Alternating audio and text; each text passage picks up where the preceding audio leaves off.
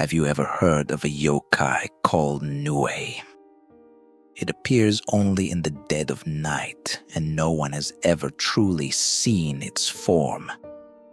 Its cry, kya, is a chilling sound, neither beast nor bird, yet disturbingly close to both.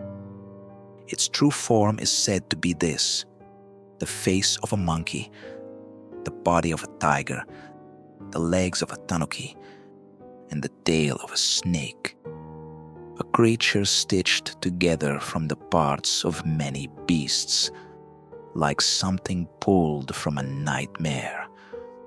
Long ago, the cry of the Nui was heard above the emperor's chambers.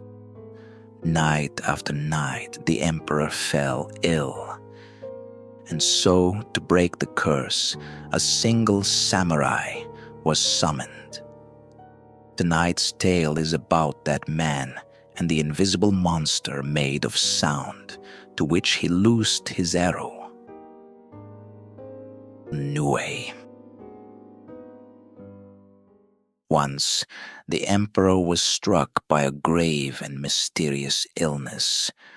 Every night, past midnight, an eerie voice would echo from above the roof of the Shishinden, where the emperor slept. Each time he heard it, he would convulse, burn with fever through the night, and be unable to rest at all. This continued for 3 or 4 days, and his body visibly weakened. He could barely eat his meals, his nerves were frayed, and his condition grew pitiably worse. It was clear something had to be done. Every night, guards gathered beneath the palace floor to keep vigil. They were determined to discover the source of the strange voice haunting the emperor's sleep. Eventually, they observed a thick black cloud rising late each night from the east. It drifted over the roof of the Shishinden, and they heard the sound of claws scraping above. The dark cloud would then take the form of a terrifying beast, sharpening its claws atop the emperor's palace. It was no longer just a rumor. It was real. If left unchecked, the emperor's illness might grow worse, perhaps even fatal. The nobles convened at once, determined to rid the palace of this ominous presence. They needed someone with flawless skill in archery and a steady heart. After much deliberation, they concluded that only Minamoto, no Yorimasa, was fit for the task. He alone could carry out such a great duty without fail. And so he was summoned before the court. Yorimasa was not chosen by chance. He was a 5th-generation descendant of Raiko, the famed demon slayer of Mount Oya. Born into a house of warriors, he was not only a master archer, but also versed in poetry and refined in manner, a true master of both pen and sword. Yorimasa received the imperial command and prepared without delay. He donned a hitatari over his armor, placed an eboshi on his head, and brought along 2 retainers, Tu and Hayata, to carry the bow named Raijodo, along with 2 arrows, Suiha, fletched with black eagle feathers, and Hyoha, fletched with mountain bird feathers.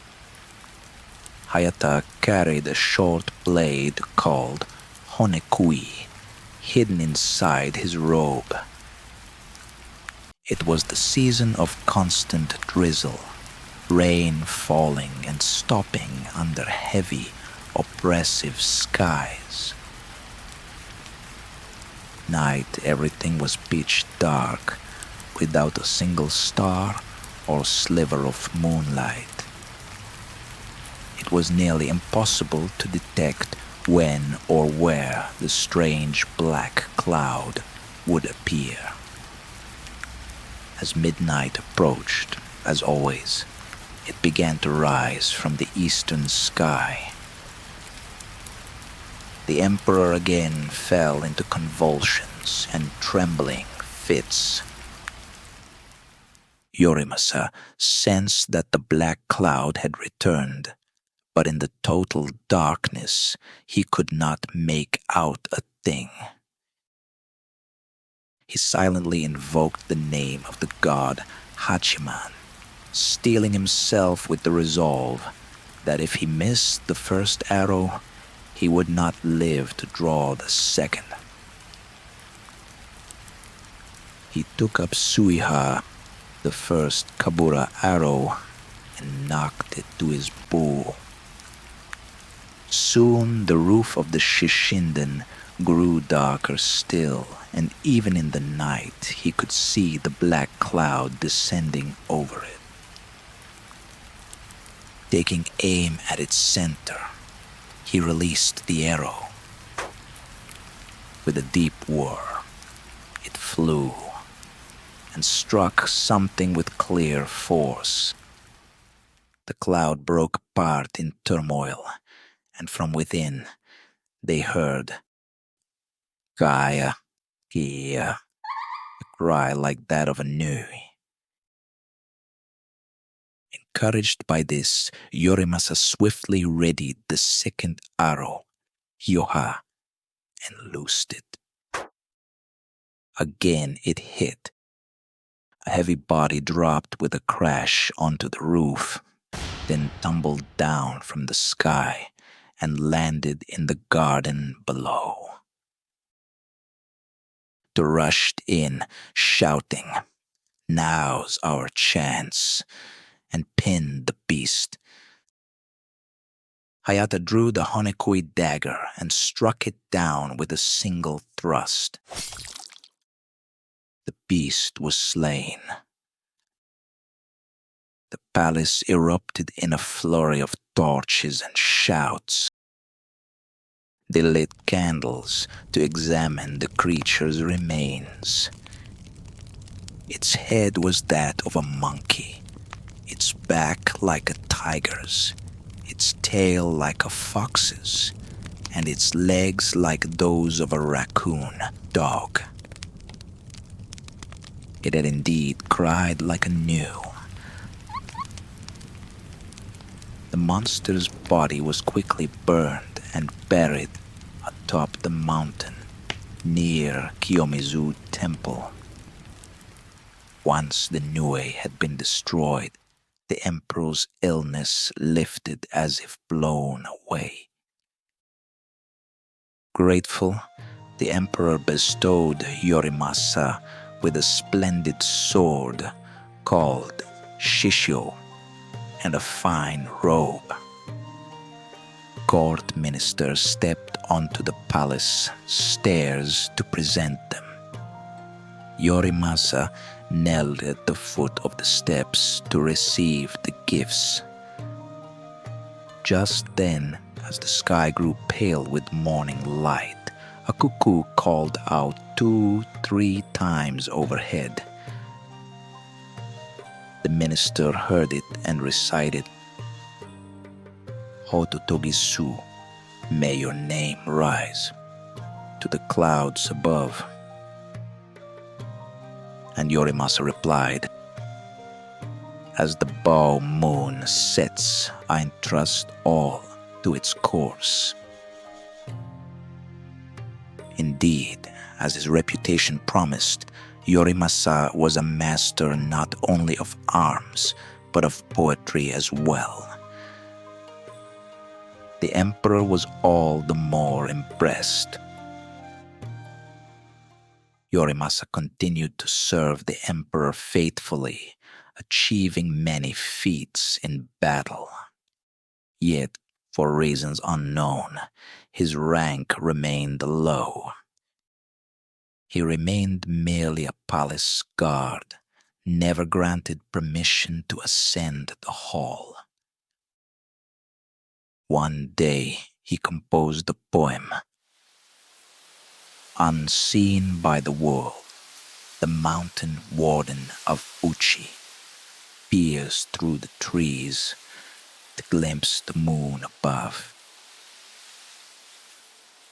It spoke of one who, though serving at the palace, remained buried in obscurity, like a guardian in the forest, catching just a sliver of moonlight through the trees.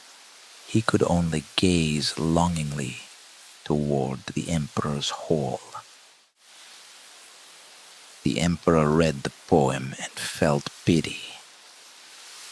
He raised Yorimasa to the 4th rank and allowed him to ascend the hall. Even so, Yorimasa remained at that rank for many years without further promotion.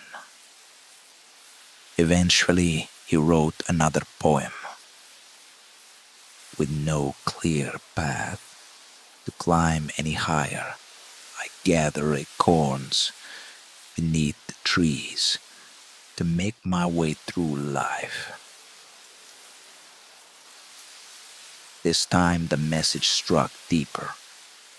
The emperor finally promoted him once more to the 3rd rank. From then on, he was known as Minamoto no Yorimasa, 3rd rank.